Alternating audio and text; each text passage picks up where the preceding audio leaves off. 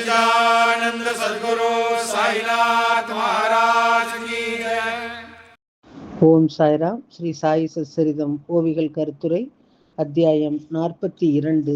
ஸ்ரீ சாயிநாதர் மோட்சம் அடைதல். ஸ்ரீ கணேசனை வணங்குகின்றேன். அறிவை அளிப்பவளான அன்னை ஸ்ரீ சரஸ்வதி தேவியை வணங்குகின்றேன். ஸ்ரீ குருதேவரை வணங்குகின்றேன். ஸ்ரீ குலதேவதையை வணங்குகின்றேன். சீதா ராமச்சந்திரனை வணங்குகின்றேன். ஸ்ரீ சத்குரு சாய்நாத் மகாராஜை வணங்குகின்றேன். ராமச்சந்திர பாட்டியில் இப்போது நீங்கள் பயப்பட ஒன்றுமில்லை. உங்கள் மசோதா திரும்ப பெறப்பட்டு விட்டது. ஆனால் தாத்தியா கோத்தே பாட்டீலுக்கு இனி நல்ல காலம் வரும் என்று எனக்கு தோன்றவில்லை. 1840 ஆண்டிலே அஸ்வினி மாதத்தினுடைய வளர்பிறையிலே வரும் விஜயதசமி அன்று தாத்தியா மரணமடைவார். ஆனால் இதை தாத்தியாவிடம் சொல்லாதே. மரணத்தை கண்டு யாருக்குத்தான் பயமில்லை. அவன் அதை பற்றி கவலைப்பட்டு வேதனைப்படுவான்.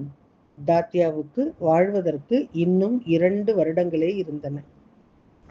பாபா கூறிய பயனற்ற வார்த்தைகள் ஒருபோதும் வீணாகாது என்பதை ராமச்சந்திர பாட்டீல் நன்கு அறிந்திருந்தார். எனவே அவர் தாத்தியாவை பற்றி மிகவும் கவலைப்பட்டார்.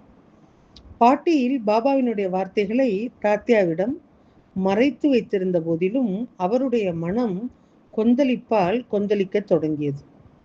எனவே வேறு யாரிடமும் சொல்லக்கூடாது என்ற நிபந்தனையுடன் தனது மிக நெருங்கிய நண்பரான பாலாதர்ஜியிடம் அவர் அதை பற்றி கூறினார். பாபா அறிவுறுத்தியபடியே ராமச்சந்திர பாட்டீல் தன்னுடைய நோயிலிருந்து குணமடைந்தார்.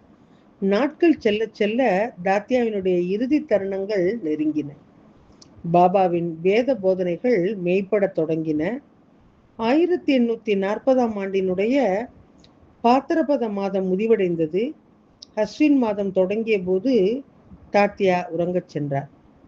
தாத்தியா நோய்வாய்ப்பட்டார். பாபாவுக்கு காய்ச்சலின் நடுக்கம் ஏற்பட தொடங்கியது.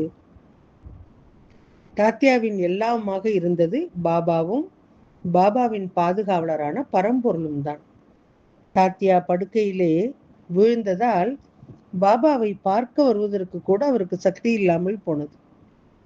அவருடைய உடல் நலக்குறைவு அவருக்கு அளவற்ற உடல் வேதனையை ஏற்படுத்த தொடங்கியது.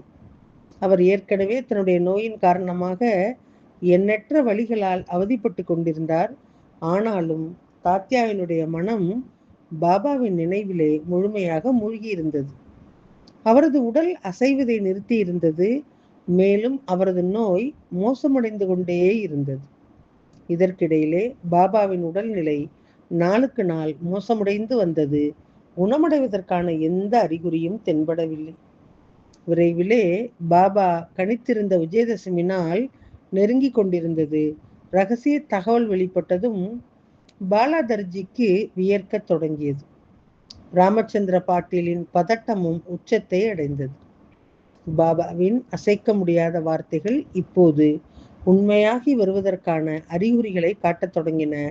தாத்தியாவின் நோயும் மோசமடைய தொடங்கியது. அஸ்வினி மாதத்தினுடைய வளர்பிறையினுடைய 10ஆம் நாள் விடிந்தது. தாத்தியாவினுடைய நாடி துடிப்பு குறைய தொடங்கியது. மரணம் நெருங்கிவிட்டது போல தோன்றியது. அவருடைய உறவினர்கள் அனைவரும் கவலையடைந்தனர். அந்த விஜயதசமி நாள் அனைத்து சாய் பக்தர்களுக்கும் ஒரு பேரழிவு நாளாக அமைந்தது. ஆச்சரியப்படும் விதமாக தாத்தியா நலமடைய தொடங்கினார். தாத்தியாவுக்கு ஏற்பட்டிருந்த நெருக்கடி தவிர்க்கப்பட்டது. மேலும் சாய் பாபாவே விடைபெற்றார். பாபா தாத்தியாவின் உயிருக்காக தன்னுடைய உயிரையே கொடுத்தது போல இருந்தது. பாபாவின் அசைக்க முடியாத வார்த்தைகள் நம்பப்பட்டன. அவர் தாத்தியாவினுடைய பெயரை முன்மொழிந்து பயணத்திற்கான தன்னுடைய சொந்த ஏற்பாடுகளை செய்தார். மேலும் அறிவுறுத்தப்பட்டபடி விஜயதசமி என்னும் மங்களகரமான புறப்படும் நேரத்தை அவர் ஒத்தி போட அனுமதிக்கவில்லை. பாபா தன்னுடைய புறப்பாட்டிற்கான ஏற்பாடுகளை 2 ஆண்டுகளுக்கு முன்பே செய்திருந்தார். மேலும் அது குறித்த ஒரு அறிக்கையையும் வெளியிட்டிருந்தார். இதிலிருந்து தெளிவாகிறது. ஆனால் இந்த தீர்க்க தரிசனத்தினுடைய பொருள் இறுதி வரை தெளிவாக புரியவில்லை. தாத்தியாவுக்கு நேரிட்ட மரண ஆபத்தை பாபா தாமே தன் உயிரை தியாகம் செய்து தடுத்தார். இந்த உணர்வை அனைத்து பக்தர்களும் பகிர்ந்து கொள்கின்றார்கள். ஆனால் உண்மை பாபாவுக்கு மட்டுமே தெரியும்.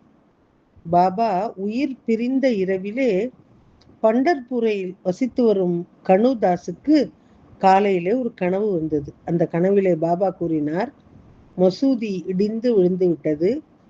ஷீரடி எண்ணெய் வியாபாரிகள் மற்றும் வணிகர்களின் உள்ளார்ந்த தீய குணங்கள் எனக்கு மிகுந்த மன உளைச்சலை ஏற்படுத்தியுள்ளன. நான் இப்போது புறப்படுகின்றேன். அதற்காகத்தான் நான் இங்கு வந்திருக்கின்றேன். ஒரு கூடை நிறைய பூக்களை கொண்டு வந்து உடனடியாக ஷீரடிக்கு வந்து அவற்றை என் மீது போர்த்துங்கள். அரே, தயவு செய்து என்னுடைய இந்த விருப்பத்தை நிறைவேற்றுங்கள் என்றார். இதற்கிடையிலே பாபா காலமான செய்தியை தெரிவிக்கும் ஒரு கடிதம் ஷீரடியிலிருந்து தாஸ்கனுக்கு வந்தது. பாபா சமாதி அடைந்து விட்டார் என்பதை அறிந்ததும் தாஸ்கன் உடனடியாக ஷீரடிக்கு புறப்பட்டார். தாஸ்கனு தனது சீடர் குடும்பத்தினருடன் சேர்ந்து பாபாவின் உடலுக்காக சமாதி, கீர்த்தன பஜனைகளை இடைவிடாமல் பாடும் ஒரு விழிப்பை தொடங்கினார். தாஸ்கனு ஹரிநாம வடிவிலே ஒரு அழகான மலர் மாலையை பின்னி அதை உணவு படைப்புகளுடன் சமாதியிலே சமர்ப்பித்தார். இடைவிடாத ஹரிநாம நாமத்தை கேட்டதும் ஷீரடி பூமியினுடைய வைகுண்டம் போல் காட்சியளித்தது. இடைவிடாத அந்த நாமத்தை ஓதியதன் மூலம் கனு அன்று எண்ணற்ற ஹரிநாம செல்வங்களை வழங்கினார்.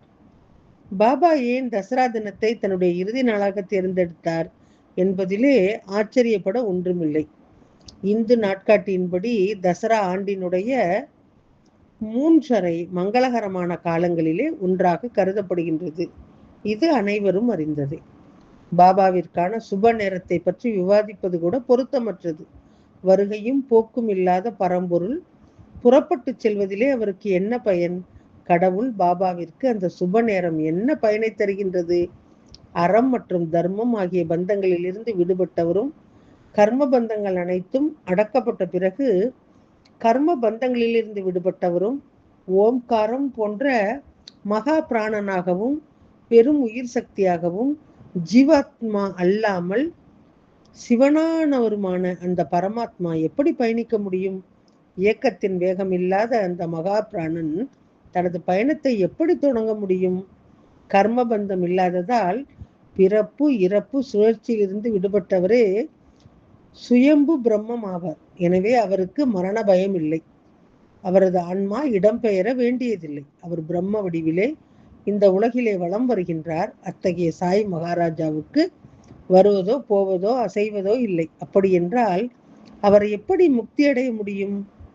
உத்தராயணமாக இருந்தாலும் சரி, தக்ஷணாயணமாக இருந்தாலும் சரி, அத்தகைய யோகியினுடைய ஆன்மா ஒருபோதும் பிரிவதில்லை. அத்தகைய யோகியினுடைய ஆன்மா அங்கேயே அவருடைய இருப்பிலே கலந்து விட்டது. ஒரு விளக்கினுடைய சுடர் அணைக்கப்படும் போது தன்னுள்ளேயே கரைந்து விடுவதைப் போல பாபாவினுடைய ஆன்மாவும் பிரம்மாவினுடைய வடிவத்திலே கரைந்தது. இந்த உடல் பஞ்சபூதங்களால் தங்களின் சுயநல ஆசைகளை நிறைவேற்றுவதற்காக நமக்கு கடனாக வழங்கப்பட்டுள்ளது. அதன் நோக்கம் நிறைவேறியவுடன் அது அதன் உரிமையாளரிடம் திரும்பி கொடுத்தே ஆக வேண்டும். அடுத்து நடக்கவிருந்த நிகழ்வுகளை பாபா முன்பே கணித்திருந்தார்.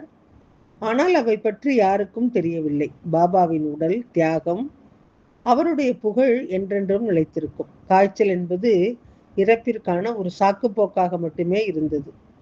உலகில் ரீதியாக உடலினுடைய கண்ணியத்தை பேணி காத்து கொண்டு உடலானது அதன் இயல்புப்படி தொடர்ந்து முனகி கொண்டிருந்த போதிலும் மனம் கடைசி கணம் வரை முழு விழிப்புடன் இருந்தது.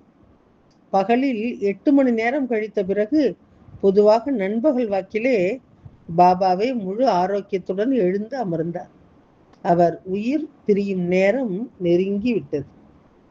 பாபாவின் மகிழ்ச்சியான முக பாவனையை கண்டதும் பக்தர்கள் பொறுமை அதிகரித்தது.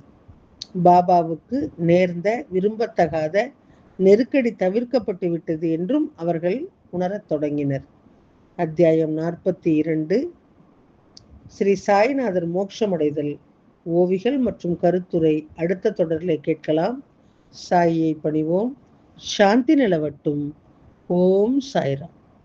श्री सच्चिदानंद सद्गुरु साईनाथ महाराज